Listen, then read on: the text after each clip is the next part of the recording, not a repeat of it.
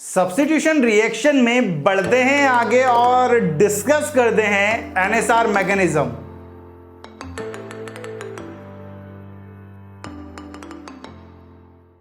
NSR mechanism पर आज हम बात करेंगे। एनएसआर मैकेनिज्म हमारा दो टाइप का होता है, एक होता है SN1 और दूसरा होता है SN2। आज हम बात करेंगे SN1 मैकेनिज्म पर कि SN1 मैकेनिज्म किस तरह से होता है। भाई SN1 मैकेनिज्म की अगर बात करें तो SN1 मैकेनिज्म यहां पर जो NSR लिखते हैं ना अपन की NSR है या फिर ये SN1 है।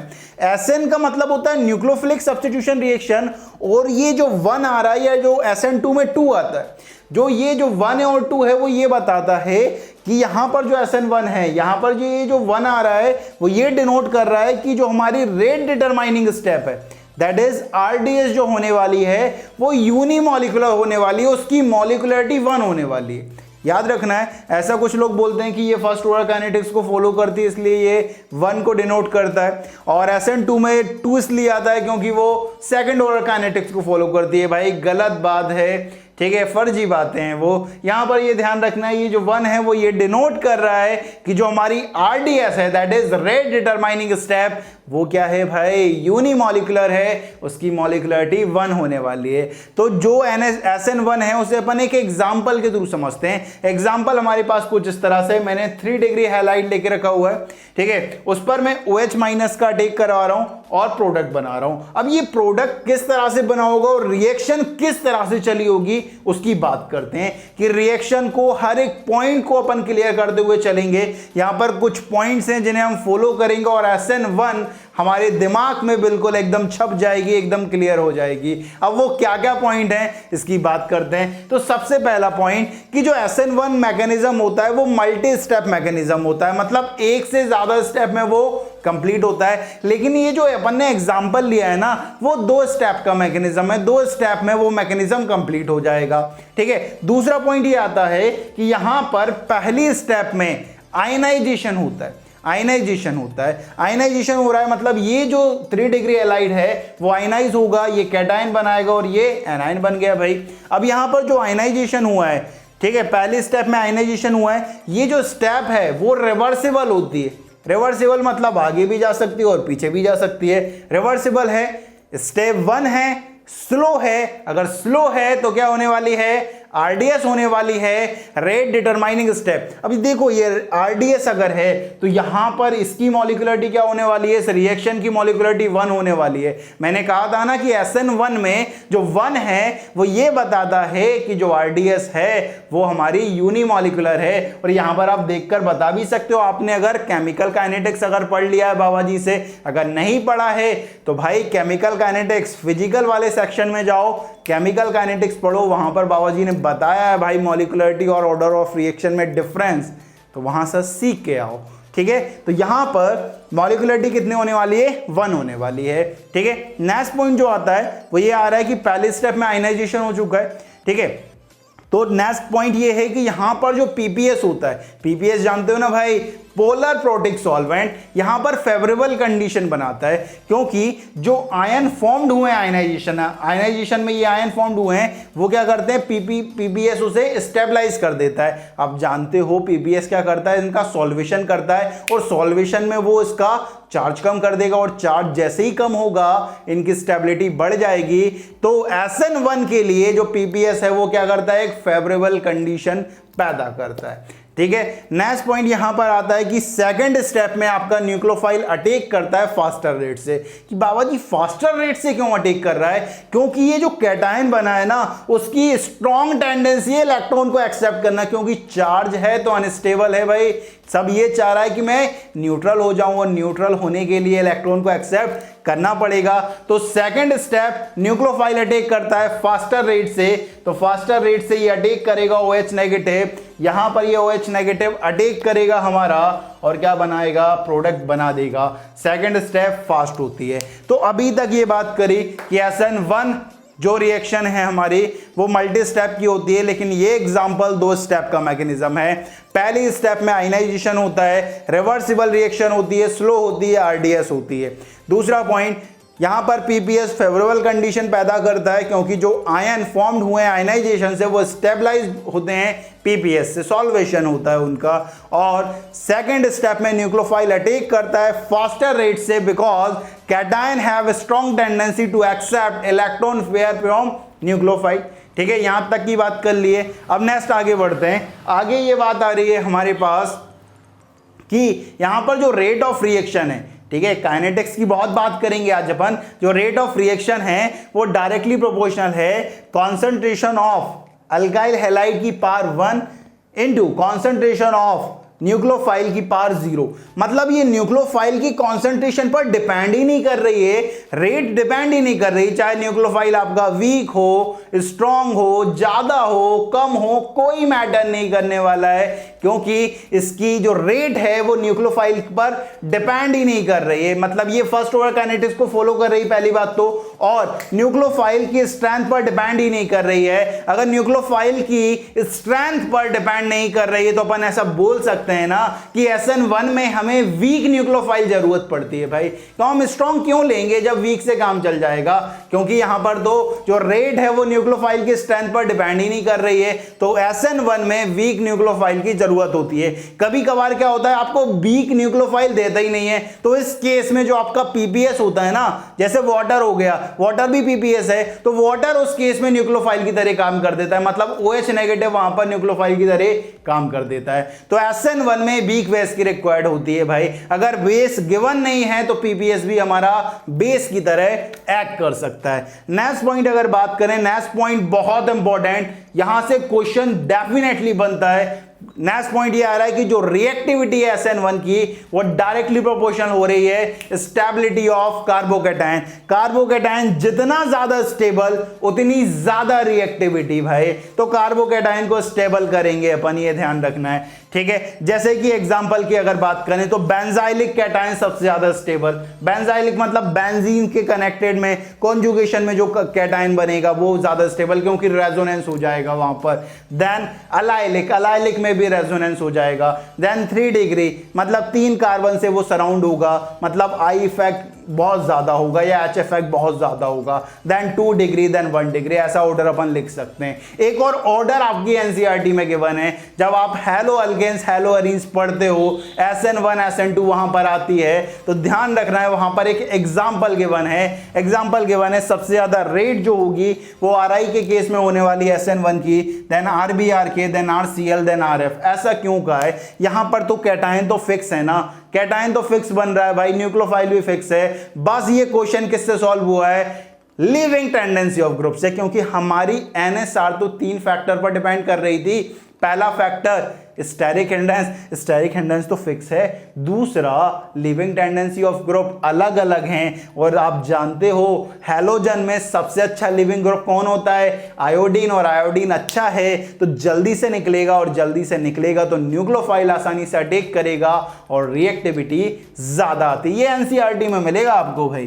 ठीक है, एनसीईआरटी पढ़ते हो ना यार, एनसीईआरटी को पढ़ना है। बाबाजी जैसा पढ़ा रहे हैं ना, अगर आपने एक बार बाबाजी को पढ़ा हुआ पढ़ लिया और एनसीईआरटी पढ़ोगे ना तो एनसीईआरटी ऐसे लगे कि यार बाबाजी ने सब कुछ पढ़ा दिया। मतलब एक एक लाइन आपको क्लियर होगी भाई, एक भी लाइन बाहर से नहीं जाएगी कि बाबाजी ने पढ़ाया नहीं लाइन को। एनसीईआरटी, क्योंकि एनसीईआरटी हमारे लिए बहुत इंपॉर्टेंट होती है, चाहे वो जेई के प्रिपरेशन हो या नीट का एग्जाम हो, वहां पर हमारे लिए बहुत जरूरी होती है एनसीईआरटी, ये ध्यान रखना। ऑर्गेनिक तो कम से कम पढ़ना ही है भाई। ठीक है, अब यहां पर नेक्स्ट जो पॉइंट आता है वो आता है एनर्जी प्रोफाइल। की एनर्जी प्रोफाइल हम किस तरह से बनाते हैं? तो एनर्जी प्रोफाइल हम बनाते हैं भाई, हम पोटेंशियल एनर्जी और रिएक्शन कोऑर्डिनेट के बीच में ग्राफ फॉर्म करते हैं। ग्राफ हमारे पास कुछ इस तरह से आता है। यहां पर हमारे पास 2 ट्रांजिशन स्टेट फॉर्म हुई है। आप जानते हो अगर आपके रिएक्शन में क्या हो, एक इंटरमीडिएट हो या X इंटरमीडिएट हो तो X+1 आपकी ट्रांजिशन स्टेट बनती है। यहां पर हमारे पास एक इंटरमीडिएट फॉर्म हुआ है, दैट इज कार्बोकैटायन। अगर एक इंटरमीडिएट फॉर्म हुआ है तो 2 ट्रांजिशन स्टेट फॉर्म हो जाएंगी, तो ये दोनों ट्रांजिशन स्टेट बन गई हैं। तो इस तरह से हमारे पास एनर्जी प्रोफाइल आता है SN1 के लिए। तो ये कुछ बातें हैं SN1 की, यहां तक सीख लिया है अपन ने, यहां तक कोई दिक्कत नहीं होनी चाहिए। तो जल्दी से लो आप इसका स्क्रीनशॉट।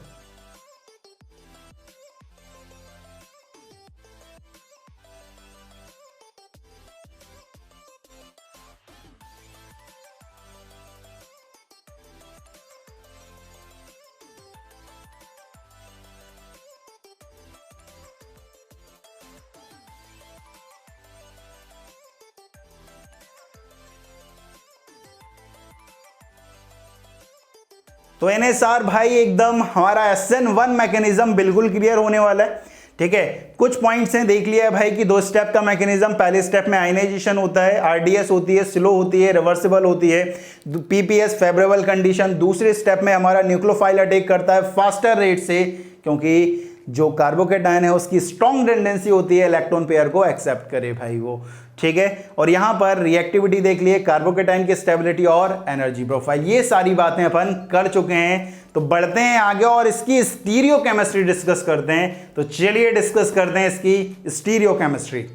नेक्स्ट जो टॉपिक है हमारे पास SN1 मैकेनिज्म समझने के लिए, वो है हमारे पास स्टीरियो केमिस्ट्री।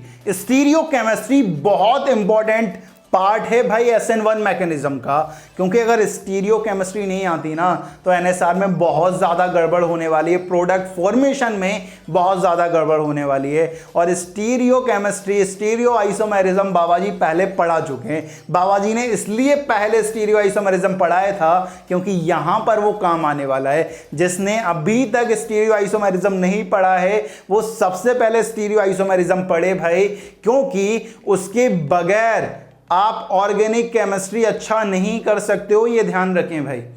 ठीक है, तो आइसोमेरिज्म, स्टीरियो आइसोमेरिज्म मैं बोल रहा हूं, that is GI and OI, वो बहुत अच्छी तरीके से पढ़ें। तो जिसने अभी तक स्टीरियो आइसोमेरिज्म नहीं पढ़ा है वो सबसे पहले स्टीरियो आइसोमेरिज्म पढ़े, तब आपको ऑर्गेनिक में फील आएगा। यार आप बोलते हो ना कि ऑर्गेनिक में फील नहीं आता, ऑर्गेनिक में इसलिए फील नहीं आता अपन को क्योंकि अपन सीक्वेंस में नहीं चलते हैं। अपन हर कभी कोई सा भी टॉपिक उठा के पढ़ लेते हैं तो अपन को पीछे की चीज़ें याद नहीं होती, और पीछे से बहुत सारी चीज़ें ऑर्गेनिक केमिस्ट्री में लिंक होती हैं। अगर वो समझ नहीं आएंगी तो ऑर्गेनिक केमिस्ट्री में ऐसा लगेगा भाई बोर हो रहे हैं, अपन को समझ नहीं आ रहा है। तो ऑर्गेनिक केमिस्ट्री पढ़ने का सही तरीका ये है कि आपको पुरानी चीज़ें पहले याद होनी चाहिए। तो चलिए अपन स्टीरियो केमिस्ट्री डिस्कस करते हैं। अब यहां पर ऐसा कहा जाता है थ्योरेटिकली कि 100% रेसमाइजेशन अकर होता है, लेकिन अगर प्रैक्टिकली अगर बात करें ना तो पार्शियली रेसमाइजेशन होता है। अब ये किस तरह से होता है यहां पे बात करेंगे। यहां पे हमारे पास 3 डिग्री अल्काइल हैलाइड है, ये OH है। अब ये जो OH है वो फ्रंट साइड से भी अटैक कर सकता है और बैक साइड से अटैक भी कर सकता है। तो यहां से अगर फ्रंट साइड से ऐसा अटैक करेगा और बैक साइड से कुछ इस तरह से अटैक करेगा।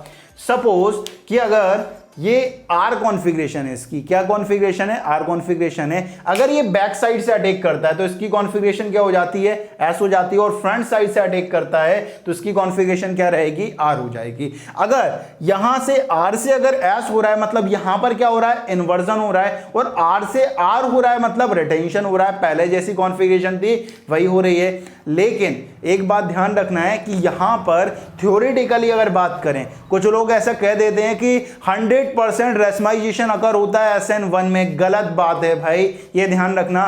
थ्योरेटिकल अगर बात करें तो जितना इन्वर्जन होता है उतना रिटेंशन होता है, मतलब 50% इन्वर्जन होता है, 50% रिटेंशन होता है, 100% रेसमाइजेशन होता है। ये थ्योरेटिकली बात होती है। लेकिन जब आप प्रैक्टिकली बात करोगे, और हमारे एग्जाम में प्रैक्टिकली पूछा जाता है, ये ध्यान रखना। प्रैक्टिकली अगर बात करें तो प्रैक्टिकली जो इन्वर्जन होता है, जो बैक साइड अटैक होता है, वो ज्यादा होता है एज कंपेयर टू रिटेंशन।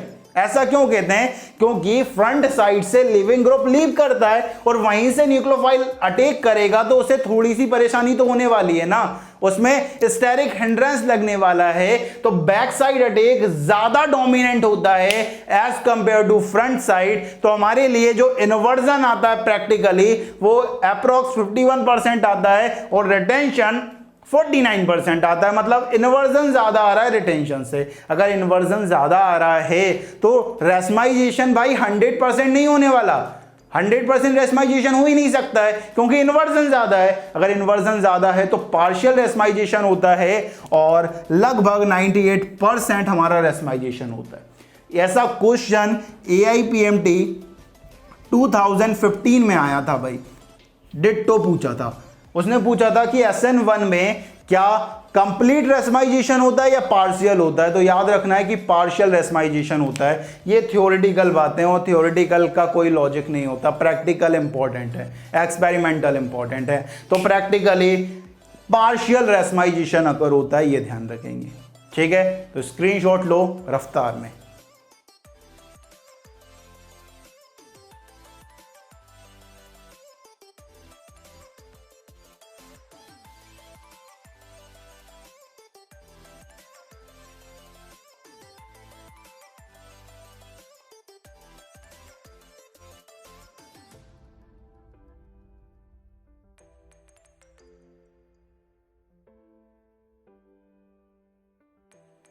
तो ले लिया है भाई आपने इसका स्क्रीनशॉट और आज हमने SN1 मैकेनिज्म पर कई सारी बातें कर ली हैं। SN1 मैकेनिज्म हमारे लिए एकदम क्लियर हो गया है भाई, कोई डाउट नहीं होना चाहिए SN1 मैकेनिज्म में, ठीक है।